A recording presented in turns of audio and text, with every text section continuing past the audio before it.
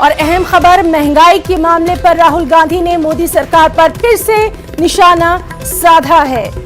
तो बेहद अहम खबर, आवाम से लूट और सिर्फ जिस तरह से लगातार हम देख रहे हैं कि महंगाई के मामले पर राहुल गांधी लगातार मोदी हुकूमत पर निशाना साध रहे हैं। उनका कहना है कि आवाम से लूट हो रही है, सिर्फ 2 अफराद की तरक्की हो रही है।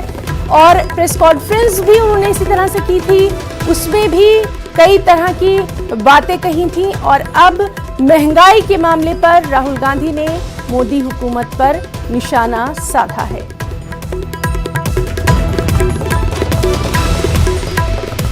आवाम से लूट, सिर्फ 2 अफराद की तरक्की। और राहुल गांधी के इस बयान के बाद क्या कुछ अब रद्द-ए-अमल सामने आएगा, उस पर भी लगातार हमारी नजर बनी रहेगी।